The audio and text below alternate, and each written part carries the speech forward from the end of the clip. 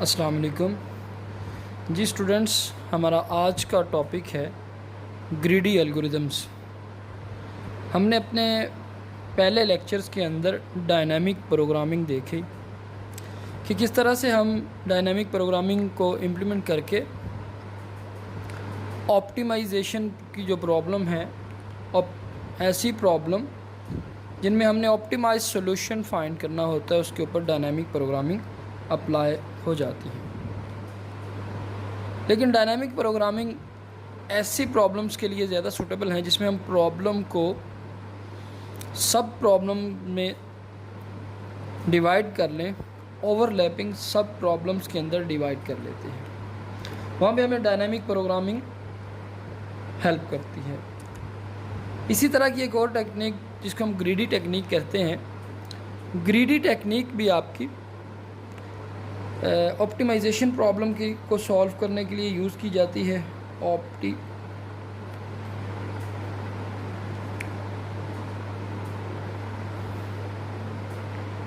Optimisation problem को solve करने के लिए यूज़ की जाती है। ऑप्टिमाइजेशन प्रॉब्लम कौन सी प्रॉब्लम्स हैं, इसके बारे में हम पहले भी वीडियोस के अंदर डिस्कस कर चुके हैं। ऐसी प्रॉब्लम्स जिसमें आपके पास एक से ज़्यादा सॉल्यूशंस अवेलेबल हैं, आपने उन सॉल्यूशंस के अंदर ऑप्टिमल सॉल्यूशन फाइंड करना है। आपने उन चॉइसेस के अंदर ऑप्टिमल चॉइस फाइंड करनी है। अब ये ऑप्टिमल आपकी मैक्सिमम वैल्यू हो सकती है या मिनिमम वैल्यू हो सकती है। सपोज़ आप कॉस्ट निकालना चाह रहे हैं, आप कहते हैं कि आपने एक सोर्स से डेस्टिनेशन पे जाना है, तो आपको उसकी कॉस्ट निकालनी है कि सोर्स से डेस्टिनेशन तक जाने के लिए कॉस्ट क्या होगी। तो definitely you would be interested for the minimum cost. इसी तरह से अगर आप प्रॉफिट की बात करते हैं तो प्रॉफिट के लिए आप मैक्सिमम प्रॉफिट फाइंड कर रहे होंगे कि आपको ऐसी चॉइस, ऐसा सॉल्यूशन फाइंड करना है जिसमें आपको प्रॉफिट मैक्सिमम अचीव हो। उसके अगेंस्ट सपोज़ अगर रिस्क की बात करें, आप कहीं पे इन्वेस्ट करने जा रहे हैं, किसी बिज़नेस के अंदर इन्वेस्ट करना चाह रहे हैं और उसमें आप रिस्क कंप्यूट करते हैं कि किस ऑप्शन पे या किस बिज़नेस में रिस्क कम से कम होगा, तो आप यहाँ पे भी मिनिमम वैल्यू की तरफ जा रहे होंगे। मीन्स के आप ऑप्टिमल सोल्यूशन में जो आपने वैल्यू फाइंड करनी है वो आपकी मिनिमम वैल्यू हो सकती है या मैक्सिमम वैल्यू हो सकती है, जैसे कि हमने यहाँ पे जिक्र किया जी। तो ग्रीडी एल्गोरिदम टेक्निक भी आपकी इसी तरह से ऐसी प्रॉब्लम्स को सॉल्व करने के लिए यूज़ की जाती है जहाँ पे आपके पास एक से ज़्यादा सॉल्यूशंस अवेलेबल हैं। आपने उनमें से ऑप्टिमल सॉल्यूशन फाइंड करना है, either it is minimum value और maximum value. Suppose source destination की एग्ज़ाम्पल ले लेते हैं। आपके पास एक सोर्स है, आपने डेस्टिनेशन तक जाना है। इसके लिए आपके पास डिफरेंट किस्म के राउट्स हैं। या अगर एग्ज़ाम्पल लें, आपने ये सोर्स से डेस्टिनेशन पे जाना है तो आपके पास सेट ऑफ ऑप्शंस होंगी। सबसे पहले तो सेट ऑफ चॉइसेस होंगी, सेट ऑफ चॉइसेस। अब सेट ऑफ चॉइसेस में आपके पास सपोज़ सोर्स से डेस्टिनेशन तक जाने के लिए चॉइस 1 ये है कि आप बाइक पे जा सकते हैं। चॉइस 2 ये है कि आप ऑटो रिक्शे पे जा सकते हैं। चॉइस 3 है ये है कि आप कार पे जा सकते हैं। चॉइस 4 ये है कि आप सपोज़ पब्लिक ट्रांसपोर्ट लेके जा सकते हैं। अच्छा, पब्लिक ट्रांसपोर्ट में सपोज़ आप कहते हैं जी नहीं, मेट्रो पे जा सकते हैं, मेट्रो बस पे बैठ के। अब आपके पास जो सेट ऑफ चॉइसेस है वो आपके पास बाइक है, ऑटो रिक्शा है, कार है, कोई दूसरी आम पब्लिक ट्रांसपोर्ट है या फिर मेट्रो बस है। अब इनमें से आप फिजिबल सेट निकालते हो कि फिजिबल कौन सी है। सपोज़ आपके पास यहाँ से सोर्स से डेस्टिनेशन पे जाने का कंस्ट्रेंट ये है कि you would go with the AC। आप ऐसी व्हीकल यूज़ करेंगे जिसमें एयर कंडीशन लगा होना लाजमी है, तो वहाँ पे आपके बाइक और ऑटो तो दोनों निकल गए ऑप्शंस में से, क्योंकि ये फिजिबल नहीं है। आपके पास बच गया कार, पब्लिक ट्रांसपोर्ट, सपोज़ अगर एयर कंडीशन ट्रांसपोर्ट की आप बात कर रहे हैं, या मेट्रो बस जो गवर्नमेंट की ट्रांसपोर्ट है। तो अब यहाँ पे आपको फिजिबल सॉल्यूशंस का सेट निकालना होगा। फिजिबल सॉल्यूशन का सेट आपके पास 3 चीज़ें बच गई, कार, पब्लिक ट्रांसपोर्ट और मेट्रो, बस। अब यहाँ पे आपको फिजिबल सॉल्यूशन में सबसे ऑप्टिमल सॉल्यूशन फाइंड करना है। अगर तो आपका ऑप्टिमल का फैक्टर कंफर्ट है तो डेफिनेटली आप कहते हो कि कार बेहतर रहेगी।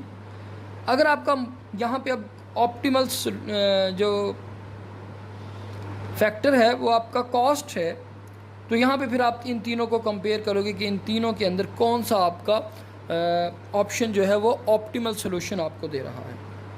तो इस तरह से ग्रीडी एल्गोरिदम भी सेट ऑफ चॉइसेस में से फिजिबल चॉइसेस पहले सेलेक्ट की जाती हैं। उन फिजिबल चॉइसेस के अंदर से आप सबसे जो बेस्ट सॉल्यूशन है वो फाइंड करते हो, ऑप्टिमल सॉल्यूशन फाइंड करते हैं। दूसरी चीज़ कि आपका जो ग्रीडी एल्गोरिदम है वो लोकली ऑप्टिमल सॉल्यूशन फाइंड करता है। डायनामिक प्रोग्रामिंग में हमने देखा कि डायनामिक प्रोग्रामिंग आपकी अश्योर करती है कि एंड पे जब आप पहुंचेंगे, जब एंड रिज़ल्ट पे आप पहुंचेंगे, एंड सॉल्यूशन पे, तो वो आपका बेस्ट वन होगा। लेकिन ग्रीडी एल्गोरिदम के अंदर ये आपको ये अश्योरिटी नहीं मिलती कि आप एंड पे जिस सॉल्यूशन पे पहुंचेंगे वही ऑप्टिमल होगा। Might be there would be some other solution which is optimal, लेकिन लोकली अगर एक स्टेज की आप अगर बात करते हैं तो उस लोकल स्टेज के ऊपर आपका सॉल्यूशन ऑप्टिमल ही फाइंड किया जाएगा। सपोज़ आप कहते हो जी कि आपके पास आपने सोर्स से डेस्टिनेशन की एग्ज़ाम्पल ले लेते हैं। सोर्स से आपने डेस्टिनेशन पे जाना है, इसके लिए आपके पास डिफरेंट किस्म के ये राउट्स अवेलेबल हैं और उनकी कॉस्ट है। सपोज़ इसकी कॉस्ट है जी 15, इसकी 20, इसकी 2। अब यहाँ पे ये स्टेज 1 है, ये लेवल 1 है, ये लेवल 2 है, ये लेवल 3 है और ये लेवल आपका 4 है। अब फर्स्ट लेवल के ऊपर आप चॉइस देखेंगे। डायनेमिक प्रोग्रामिंग की तरह ग्रीडी एल्गोरिदम में भी आप हर स्टेप पे सीक्वेंस ऑफ स्टेप्स पे मुश्तमिल है ये आपकी टेक्निक, और इसमें हर स्टेप पे आप डिसीजन लेते हो। लेकिन ग्रीडी एल्गोरिदम के अंदर जो डिसीजन लिया जाता है वो लोकली ऑप्टिमल होता है, वो ग्लोबली ऑप्टिमल नहीं होता। डायनेमिक प्रोग्रामिंग में इसके अगेंस्ट जो आपका सॉल्यूशन है वो आपका ग्लोबली ऑप्टिमल होता है।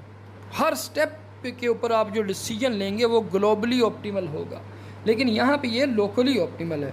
सपोज़ आपने इस सोर्स से डेस्टिनेशन पे जाना है, एस से डी पे, आपके पास कॉस्ट है 2 की, 20 की और 15 की। तो ग्रीडी टेक्निक सबसे पहले क्या देखेगी, वो देखेगी कि इस स्टेज से अगली स्टेज पे जाने के लिए मुझे लोकली कौन सा ऑप्टिमल पाथ मिल रहा है। ठीक है जी, तो यहाँ पे आपको लोकली ऑप्टिमल पाथ ये 2 की कॉस्ट आ रही है। ग्रीडी एल्गोरिदम इस पाथ को फॉलो करेगा। यहाँ पे आए, अब सपोज़ यहाँ पे हो सकता है कि ये वाली कास्ट आपकी 10 हो, ये आपकी 5 हो और ये वाली कास्ट आपकी 100 हो। तो अगले स्टेप में अब यहाँ पे ग्रीडी एल्गोरिदम के पास ऑप्शन ही 100 की है।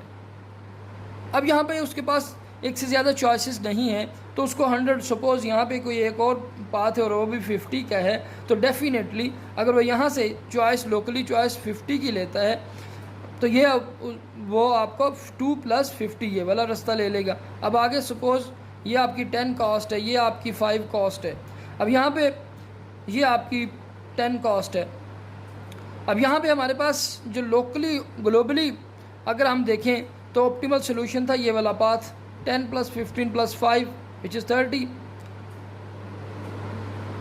ये 35, 20 + 5 10 आपके पास 35 आ रहा है। लेकिन ग्रीडी एल्गोरिदम ने क्या किया कि लोकली उसने आपका सबसे ऑप्टिमल पाथ फाइंड किया और आगे जाके आपका 100 ग्लोबली हो सकता है कि वो आपका ऑप्टिमल सोल्यूशन ना हो। तो इस तरह से हम ग्रीडी एल्गोरिदम की जो फीचर्स लिख सकते हैं कि ग्रीडी एल्गोरिदम आपका सिंपल है, इसके अलावा आपका क्विक है। मीन्स कि अगर आप इस डेस्टिनेशन से सोर्स से डेस्टिनेशन तक जाने के लिए अगर आप यहाँ पे कॉस्ट निकालें तो नंबर जितने नंबर ऑफ लेवल्स हैं उतने कंपैरिजन है। 1 2 3 कंपैरिजन के बाद आप डेस्टिनेशन के ऊपर हैं।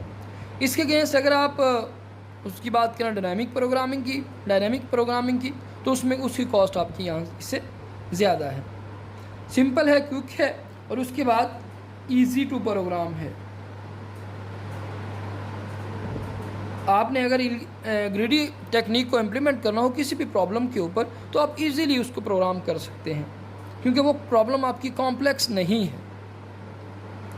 लेकिन उसके अगेंस्ट अगर हम देखें तो आप कहीं पे जाके ऐसा हो, सपोज आपको यहाँ पे आपने सोर्स से डेस्टिनेशन तक जाना है और आपकी कंस्ट्रेंट है कि आपकी कॉस्ट 50 से शुड बी लेस देन और इक्वल टू 50।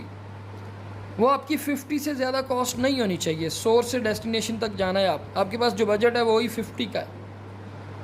तो यहाँ पे ग्रीडी एल्गोरिदम ने क्या किया कि लोकली ऑप्टिमल सोल्यूशन फाइंड किया। आगे उसको जो कॉस्ट मिल रही है 50 लेगा, फिर भी 52, अगर 100 लेता तो 102। तो यहाँ पे आके आपका क्या होगा, ये सोल्यूशन फाइंड ही नहीं कर पाएगा।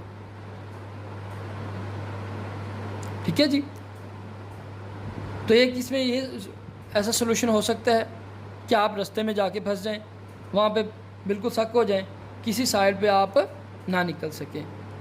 ये वाली कंस्ट्रेंट जो है वो आपको आगे फिर जाने नहीं देगी और आप सोल्यूशन की तरफ जाएंगे नहीं। हालांकि लोकली जब आप स्टार्ट हुए थे तो आप एक ऑप्टिमल सोल्यूशन लेके चले थे, लोकली ऑप्टिमल सोल्यूशन, लेकिन ग्लोबली इवन आप सोल्यूशन तक नहीं पहुँच सके।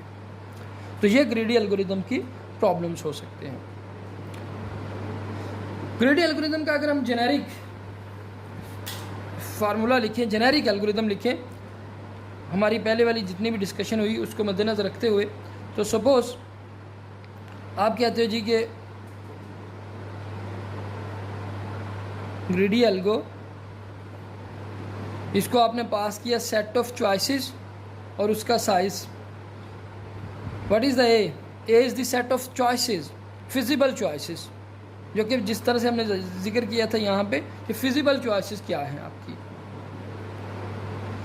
या आपके ने सेट ऑफ चॉइसेस इसको पास कर दिए। सबसे पहले आप फाइंड करेंगे कि x इज इक्वल टू कोई भी a ऑफ i ले लिया। अब इफ़ x इज फिजिबल, सबसे पहले हम चेक करेंगे कि x क्या फिजिबल है। तो फिर क्या जी, solution is equal to solution plus x। यहाँ से इस स्टेटमेंट से या इंस्ट्रक्शन से आपको इस चीज़ समझ में आएगी बात कि ग्रीडी एल्गोरिदम जो आपका है वो एक पार्ट का सोल्यूशन फाइंड करता है, फिर उसमें सोल्यूशन अगले पार्ट का ऐड करता जाता है। यानी कि एंड सोल्यूशन पे आपको सबसे पहले फर्स्ट पार्ट का सोल्यूशन मिलेगा, उसको आप ऐड करेंगे अगले सोल्यूशन में, उसको फिर आप फर्दर ऐड करेंगे नेक्स्ट अगले पार्ट का सोल्यूशन आप ऐड करेंगे पहले वाले सोल्यूशन में। तो solution is equal to solution plus x। अगर सपोज आपके पास जो चॉइस थी हर एक के अंदर जो चॉइस थी आई था, अगर वो फिजिबल है तो आप वो ले लेते हो, प्लस आप उसमें उसको सोल्यूशन में ऐड करते जाते हो। तो इस तरह से ग्रीडी एल्गोरिदम आपका एक सेट के ऊपर अप्लाई होके उसमें से सॉल्यूशंस को फाइंड करते हुए, लेकिन लोकली ग्रीडी टेक्निक के साथ आप सॉल्यूशन की तरफ चले जाते हैं। अब हम एक प्रॉब्लम के ऊपर ग्रीडी एल्गोरिदम इम्प्लीमेंट करके देखेंगे। अब हम प्रॉब्लम के अंदर एक ग्रीडी एल्गोरिदम इम्प्लीमेंट करके देखेंगे कि किस तरह से ग्रीडी एल्गोरिदम आपका किसी प्रॉब्लम पे इम्प्लीमेंट किया जा सकता है। हमने एक लास्ट उसमें लेक्चर में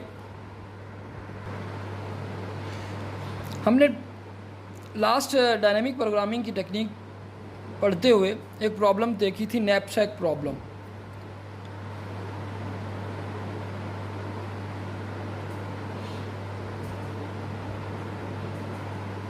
लेकिन वो प्रॉब्लम हमने 0-1 नैपसैक प्रॉब्लम देखी थी। 0-1 नैपसैक प्रॉब्लम में क्या है कि आपके पास क्वांटिटी जो है वो पूरा होल पार्ट ही हम उठा सकते हैं, या उसको इग्नोर कर सकते हैं या उठा सकते हैं। सपोज़ आप कहते हो जी कि टेलीविज़न है, जूसर है, ब्लाइंडर है, आप कोई और चीज़ ले लें, आयरन है, तो इस तरह की आइटम है कि उसका पार्ट नहीं उठाया जा सकता। इसके अगेंस्ट दूसरी नैपसैक प्रॉब्लम का जो वर्जन है उसमें आप एक पार्ट भी उठा सकते हैं। अगर मैं दोबारा से अगर नैपसैक प्रॉब्लम को थोड़ा सा डिस्क्राइब करूं तो नैपसैक प्रॉब्लम एक ऐसी है कि ऐसी चीज़ है जिसमें आपके पास कुछ ऑब्जेक्ट्स होते हैं या आइटम्स हैं। आइटम्स सपोज़ आप कह रहे हो जी X1, X2, X3, X4, और उन आइटम्स की आपकी क्या है जी प्रॉफिट है, P1, P2, P3, P4। उसके बाद आपके पास एक बैग अवेलेबल है जिसकी एक कैपेसिटी है।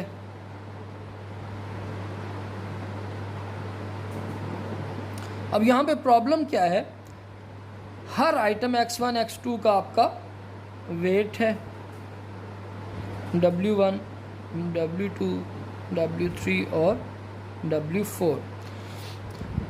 अब आपने X1, X2, X3 और X4 इनमें से सपोज़ आपकी ये कैपेसिटी M है, तो आपने वो वाली आइटम्स उठानी है कि आपका जो वेट है वो M से कम रहे, बैग की कैपेसिटी से आपका टोटल वेट कम रहे, लेकिन जो आप प्रॉफिट अचीव करो इट शुड बी मैक्सिमम। आप जो प्रॉफिट अचीव कर रहे हो वो आपकी मैक्सिमम होनी चाहिए, और वेट जो टोटल आपका है वो आपकी बैग कैपेसिटी के बराबर हो या इससे कम हो। ये हमने बड़ी डिटेल के साथ लास्ट लेक्चर में पढ़ा, वीडियो अवेलेबल है। वो प्रॉब्लम हमने देखी थी 0-1 नैपसैक प्रॉब्लम। जो एक दूसरा वर्जन जो नैपसैक प्रॉब्लम का ये है कि उसमें हम कहते हैं कि हमारे पास अलाउड है आइटम्स जो X1, X2, X3, X4 items, ऐसी आइटम्स हैं कि हम उसमें X4 का कुछ पार्ट भी उठा सकते हैं, X3 का कुछ पार्ट भी उठा सकते हैं, X2 का कुछ पार्ट उठा सकते हैं। सपोज़ आप कहें जी कि आपने सेल करने जानी है इस बैग के अंदर कुछ आइटम्स डाल के, तो ये आपकी सपोज़ जी शुगर है, ये आपका कोई साल्ट है, इसी तरह से ये कोई मीट है, जिनमें आप कुछ पार्ट भी उठा सकते हैं। ज़रूरी नहीं कि आप पूरी आइटम या उठाएंगे या ना नहीं पिक करेंगे, आप कुछ पार्ट भी उठा सकते हैं, जिसको हम नैपसैक प्रॉब्लम कहते हैं। तो अभी नैपसैक प्रॉब्लम बैग कैपेसिटी से वेट कम होना चाहिए, प्रॉफिट आपकी मैक्सिमम होनी चाहिए जो कि P1 से P4 तक है, और आइटम का आप पार्ट भी उठा सकते हैं। इस प्रॉब्लम को हम इसके लिए हम एक सिनारियो देख लेते हैं और उसके ऊपर फिर इम्प्लीमेंट करके देख लेते हैं ग्रीडी एल्गोरिथम की टेक्निक, और फिर उसका डायनामिक प्रोग्रामिंग के साथ हम कंपेयर भी कर सकते हैं। सपोज़ आपके पास एक आइटम्स की लिस्ट है, आइटम का सेट है, उसमें कौन कौन सी आइटम 1 है वटेवर, जब फिर आइटम 2 है, फिर आइटम 3 है। अब उनका प्रॉफिट, सपोज ये आइटम 1 का प्रॉफिट है 25, आइटम 2 का 24, आइटम 3 का 15। उसके बाद वेट है, आइटम 1 का वेट आप कह लें जी 17 kg, आइटम 2 का वेट 15। सपोज़ हम वेट अगर kg में ले रहे हैं या किसी भी यूनिट में आप ले रहे हैं 10, और कैपेसिटी M जो है वो आपकी है जी 20। अब इस पे हमने नैपसैक प्रॉब्लम लगानी है using the greedy algorithm techniques, greedy techniques. अब यहाँ पे आप दो तरह से ग्रीडी हो सकते हैं। सपोज आप कहते हैं जी ग्रीडी बाय प्रॉफिट, आप एक ऑप्शन आपके पास हो सकती है कि ग्रीडी बाय प्रॉफिट। मैंने बताया कि उसमें हम क्या करते हैं कि ग्रीडी एल्गोरिथम में हम क्या करते हैं कि हर स्टेप के ऊपर लोकली ऑप्टिमल सोल्यूशन फाइंड करते हैं। एंड पे भले आप लोग ऑप्टिमल सोल्यूशन की तरफ जा रहे हैं या नहीं जा रहे, लेकिन हम लोकली ऑप्टिमल सोल्यूशन फाइंड करते हैं।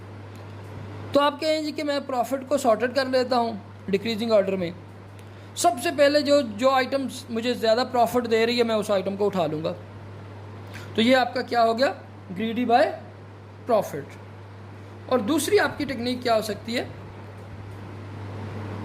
ग्रीडी बाय प्रॉफिट से आप देख लें। ग्रीडी बाय प्रॉफिट में आप प्रॉफिट के साथ जा रहे हैं और ग्रीडी बाय वेट में आप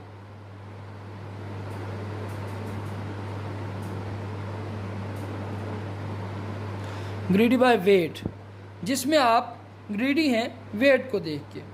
आप कहते हैं जी कि सबसे पहले लेज़र वेट जो है वो उठा लो, जो भी उसकी प्रॉफिट है। कम वेट की ज़्यादा आइटम उठाई जाएंगी, ज़्यादा वेट की कम आइटम्स उठाई जा सकेंगी। तो इस तरह से आप ग्रीडी बाय वेट से हो सकते हैं, ग्रीडी बाय प्रॉफिट से आप जा सकते हैं। पहले हम ग्रीडी बाय प्रॉफिट से देख लेते हैं। आपने कहा जी हमने आइटम को सॉर्ट कर लिया इस तरह से कि आपको जो मैक्सिमम प्रॉफिट वाली आइटम है वो पहले और मिनिमम प्रॉफिट वाली एंड पे है। तो सबसे पहले आप कहते हैं जी कि मैंने मैक्सिमम प्रॉफिट वाली उठा ली। अगर हम ग्रीडी बाय प्रॉफिट की बात कर रहे हैं तो सबसे पहले 25 प्रॉफिट ज़्यादा है, सबसे मैक्सिमम है, तो आपने उसको उठा लिया। तो बैग की कैपेसिटी आपकी कितनी है जी, 20। आपने यहाँ पे अगर मैं देखूँ तो प्रॉफिट आपकी सबसे पहले जो उठाई गई है वो है 25, और जो वेट है वो आपका क्या उठाया गया है, 17 वेट उठा लिया आपने। अब यहाँ पे आपके पास कैपेसिटी, रिमेनिंग कैपेसिटी क्या बच गई है,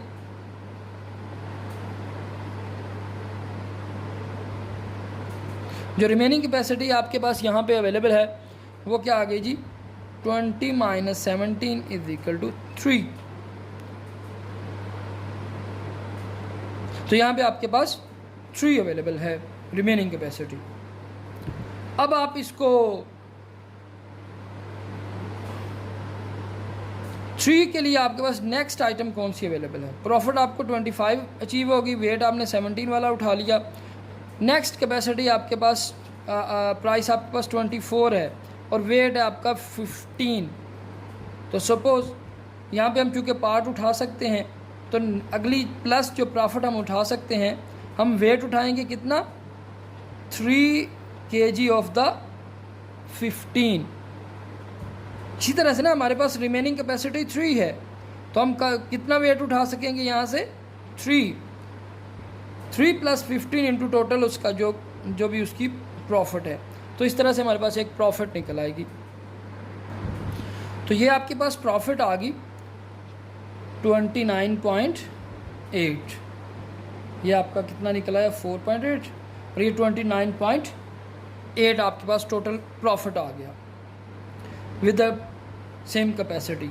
अब दूसरी ऑप्शन हमारे पास क्या है, क्या हम देख लेते हैं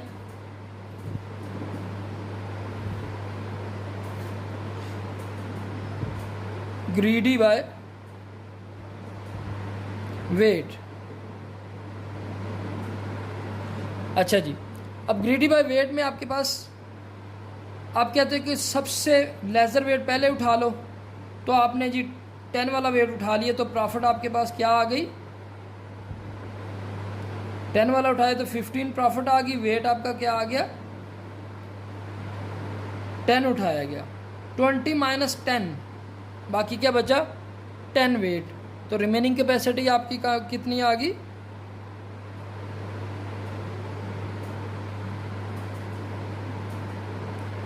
रिमेनिंग कैपेसिटी 20 - 10 = 10।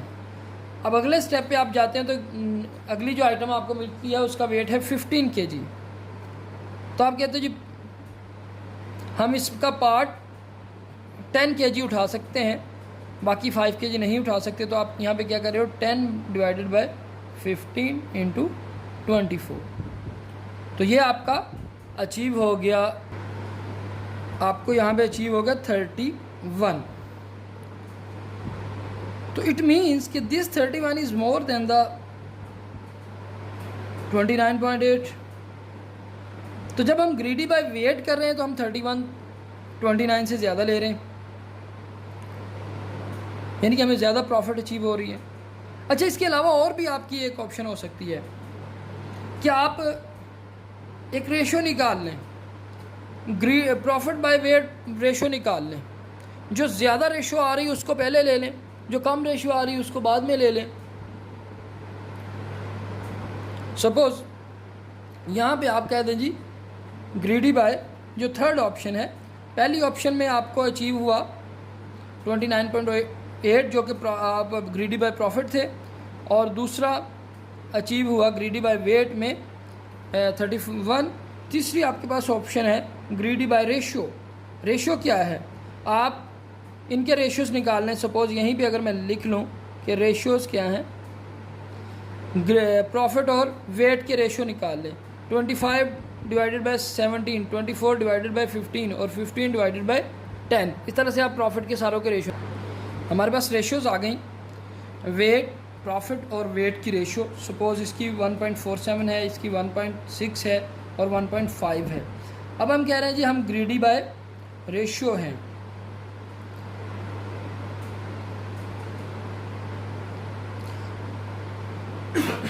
आप प्रॉफिट और वेट का जो रेशियो निकाली उसके बारे में ग्रीडी है। आप कहते हैं जो सबसे ज़्यादा रेशियो निकल रही वो आइटम सबसे पहले उठा लो। तो यहाँ पे हमारे पास रेशियो सबसे ज़्यादा कौन सी निकल रही है, ये वाली रेशियो आपकी सबसे पहले ज़्यादा आ रही है 1.5। आप कहते हो कि इस वाली आइटम को पहले उठाओ सबसे पहले। तो आपके पास अब अगर हम बनाएं प्रॉफिट और वेट, अब प्रॉफिट आपके पास जब सबसे पहले ये उठाएगा तो आपके पास प्रॉफिट कितनी आ गई 24, वेट कितना आ गया 15। तो रिमेनिंग कैपेसिटी आपकी कितनी बच गई जो है वो 5 की बच गई है। तो 20 minus 15 is equal to 5 remaining capacity है आपकी यहाँ पे। तो अब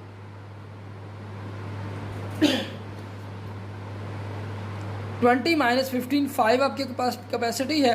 तो आपके पास सेकंड जो हाईएस्ट है रेशो वो कौन सी, ये वाली 1.5। इट मीन्स कि अगली आइटम आप ये वाली उठाने जा रहे हो। आप क्या कहते हो जी कि प्लस 5 जो कि आपका 10 का आप 5 kg ही उठा सकते हैं, इससे ज़्यादा नहीं उठा सकते।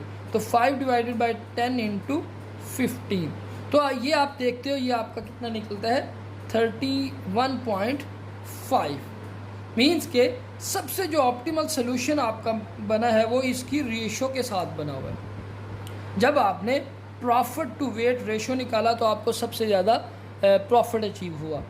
तो इस तरह से ग्रीडी एल्गोरिथम में आप को ये मेथड फाइंड करना कि आप किस फैक्टर की बेस पे ग्रीडी होना चाह रहे हैं, ये भी एक इम्पोर्टेंट चीज़ है।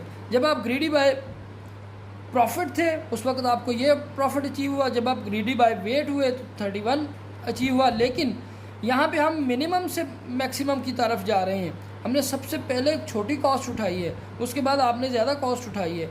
तो इस तरह से आप ग्रीडी एल्गोरिथम को यूज़ करते हुए ऑप्टिमल सोल्यूशन फाइंड कर सकते हैं। लेकिन आप किस फैक्टर की बेस पे ग्रीडी हैं वो एक इम्पोर्टेंट एस्पेक्ट है। बस एल्गोरिथम है जिसमें हम पहले जो एग्जांपल जिस तरह से की उसमें हमने देखा कि प्रॉफिट टू कॉस्ट रेशियो जो है उस हिसाब से अगर हम चलते हैं, ग्रीडी उस हिसाब से चलते हैं तो तब आपका कॉस्ट मैक्सिमम अचीव हुई है। तो उसके लिए हमने एक एल्गोरिथम यहाँ पे देख सकते हैं, फिर उसके एनालिसिस करके उसकी कॉस्ट हम कंप्यूट कर लेंगे।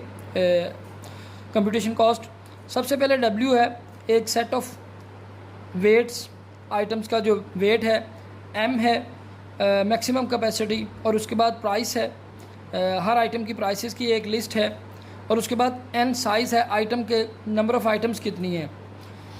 आपने सबसे पहले रेशियो निकाल ली WI to profit of I, हर आइटम की वेट टू प्रॉफिट आपने रेशियो निकाल ली।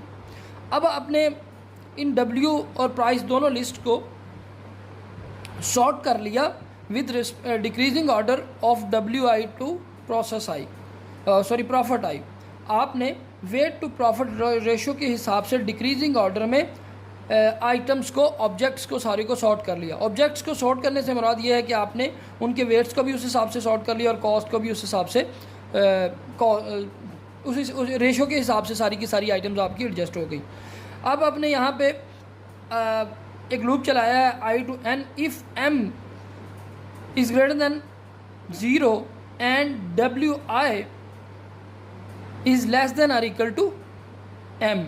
याद रखिएगा, अब जब हमने रेशो के हिसाब से इसको सॉर्ट किया है तो सबसे पहले आपकी आइटम ये वाली आ चुकी है 24 वाली, जिसका वेट क्योंकि 1.6 इज़ मोर देन, अगर हम इसको सॉर्ट कर लें इसी एरे को तो ये हमारे पास आ जाएगी 1.6, 1.5, 1.47। अब इसके अगेंस्ट आइटम कौन सी थी? 1.6 के अगेंस्ट 24 और 15 वाली आइटम है। 1.5 के अगेंस्ट आपकी 15 प्रॉफिट और 10 वेट, और 1.6 किसका निकला था, 1.47 किसका निकला था, जिसका प्रॉफिट है 25 और आपका वेट है 17। अब ये लिस्ट आपकी इस तरह से बन चुकी है। अब जब आप स्टार्ट कर रहे हैं लूप को, आई सपोज 1 से स्टार्ट कर रहे हैं, तो ये वाला सबसे पहले आइटम आपकी ये वाली आएगी, सबसे पहली आइटम आपकी ये वाली आएगी। तो आपने कहा जी if m is greater than 0 and w of i is less than और इक्वल टू m, तो m आपकी कैपेसिटी फर्स्ट केस में क्या है 20, तो वेट यहाँ पे कितना है 15, तो 15 इज़ लेसर देन 20, तो आप कहते हैं जी ये कंडीशन ट्रू है। तब आप क्या कर रहे हो जी, यहाँ पे m is equal to m minus w, यानी कि अब आपकी कैपेसिटी क्या रहेगी, ये यहाँ पे 20 माइनस w ऑफ i कितना था 15, तो कैपेसिटी क्या रहेगी 5। और आपने ये क्या किया, total profit TP is equal to TP plus profit of i। Suppose आपके पहले केस में आपकी प्रॉफिट ऑफ i TP को हमने 0 लिया हुआ था, तो अब इसकी प्रॉफिट कितनी आ गई 24, तो TP में आपकी क्या वैल्यू ऐड होगी, टोटल प्रॉफिट में 24 ऐड हो गया। नेक्स्ट उसने कहा जी एल्स ब्रेक, यहाँ पे आपका लूप दोबारा जाएगा। I2 जब है तो उस वक्त ये वाली आइटम आपकी सामने है, वो कह रहा है W of I is lesser than M, तो अब आपकी M की वैल्यू क्या है 5। यहाँ पे ये कंडीशन ये वाली ट्रू नहीं हो रही क्योंकि W ऑफ I 15 है, W ऑफ I आपका यहाँ पे 10 है, 10 वेट है, ये वेट है और ये आपकी प्रॉफिट है। तो आपके पास यहाँ पे वेट कितना है 10, लिहाजा ये कंडीशन फॉल्स होगी तो आपका ब्रेक कर जाएगा, लूप ब्रेक कर जाएगी। हम नीचे वाली इफ़ की कंडीशन में आए, if m is greater than 0, तो m अभी ग्रेटर देन 0 ही है, तो हमने क्या किया, total profit is equal to total profit plus total profit आपकी कितनी आ चुकी थी पहले केस में 24 is equal to 24 plus profit of i कितनी है। अब हम 10 के लिए केस में डिस्कस कर रहे हैं, 15 इंटू मैक्सिमम वेट आपका कितना रह गया है 5, और आपका जो इसका वेट है इस आइटम W ऑफ I कितना है 10, तो ये आपके पास क्या आ जाएगी 31.5। तो इस तरह से ये वाला एल्गोरिदम आपका इस एग्जांपल के ऊपर हमने एग्जीक्यूट करके देखा कि इस एल्गोरिदम के थ्रू आप ग्रीडी एल्गोरिदम को इम्प्लीमेंट कर सकते हैं। अब यहाँ पे हम अगर इसकी कंप्यूटेशन कॉस्ट निकालें, एनालिसिस करें इसके, तो सबसे पहले आपने ये रेशियोज़ निकालनी है। तो आपने कहा जी इस रेशियोज़ को चूँकि n तक निकालें तो ऑर्डर ऑफ n आपकी इसकी कॉस्ट आ गई। सॉर्टिंग करनी है आपने, सॉर्टिंग के लिए अगर आप इकोनॉमिकल एल्गोरिदम यूज़ करते हैं तो वो आपके order of log of n है, सॉरी n log n है। n log n आपने n log n टाइम में आपने इसका क्या कर लिया, सॉर्टिंग कर ली। अब नेक्स्ट आपके पास नंबर ऑफ़ आइटम्स जितने हैं उतना लूप चलेगा जो कि आपका ऑर्डर ऑफ n है। तो इस तरह से आपकी इस केस में order of T of n जो है, जो कि आपकी मैक्सिमम टाइम कम्प्लेक्सिटी है, n is the number of items. आप कहते हैं जी कि ऑर्डर ऑफ n ये plus order of n log n, जो कि सॉर्टिंग के लिए हमें चाहिए, प्लस ऑर्डर ऑफ n, ये वाली कॉस्ट। तो इनमें मैक्सिमम आपके पास n log n है, तो आप कह सकते हैं equal to order of is equal to order of n log n। तो इसकी आपकी ये कम्प्लेक्सिटी इसकी ग्रीडी एल्गोरिदम की यहाँ पे n log n आ रही है। नेक्स्ट हम इसका थोड़ा सा कंपैरिजन करके देखते हैं कि अगर ये सपोज 0-1 नैपसैक प्रॉब्लम है और इस प्रॉब्लम को हम ग्रीडी एल्गोरिदम से भी सॉल्व करते हैं और फिर साथ में डायनामिक प्रोग्रामिंग इंप्लीमेंट करके देखते हैं किस तरह से डायनामिक प्रोग्रामिंग इस प्रॉब्लम के ऊपर फिट नहीं बैठेगी, हम ये देखते हैं जी। सपोज हमारे पास 0-1 नैपसैक प्रॉब्लम है जिसमें आप कोई पार्ट नहीं उठा सकते, फुल आइटम ही उठा सकते हैं। ये एक सिनारियो वही वाला सिनारियो जो हमने पहले जिक्र किया, उसमें हमने नैपसैक प्रॉब्लम देखी थी जिसमें आप एक पार्ट उठा सकते हैं, लेकिन यहाँ पे आप पार्टीशनिंग नहीं कर सकते आइटम की, आपको फुल आइटम या उठाना है या नहीं उठाना, जिसको हम 0-1 नैपसैक प्रॉब्लम देखते हैं। 0-1 नैपसैक प्रॉब्लम हमने डायनामिक प्रोग्रामिंग से किस तरह कर सकते हैं सॉल्व, वो हमने पहले देखा है। तो उसमें हमने टेबुलर मेथड में देखा था कि आप क्या करते हो, जो टोटल कैपेसिटी है उसके हिसाब से उतने कॉलम्स बना लेते हो आप, 0 से लेकर टोटल कैपेसिटी तक आपके कॉलम आते हैं। इसके लिए वीडियो अवेलेबल है जो मैंने पहले अपलोड कर चुका हूँ। तो उसमें अगर आप देखेंगे तो सपोज़ हम इसको डायनेमिक प्रोग्रामिंग से इस प्रॉब्लम को सॉल्व करते हैं। तो m कैपेसिटी 20 है, तो आपको यहाँ पे क्या करना पड़ेगा जी, 20 कॉलम्स बनाने पड़ेंगे। अब आपका स्टार्टिंग वेट स्टार्ट हो रहा है 10 से, इट मीन्स कि आपकी जो आइटम उठाई जानी है वो तो 10 से स्टार्ट होनी है। तो आपको यहाँ पे 20 कॉलम्स बनाने पड़ेंगे जिसमें पहले 10 कॉलम में कुछ भी नहीं होगा, 0 कॉस्ट ही होगी, क्योंकि आपका 10 वेट से ऊपर ही 1 2 3 4 5 6 7 8 9 10 11 और इस तरह से आप 20 तक कॉलम बनाओगे यहाँ पे।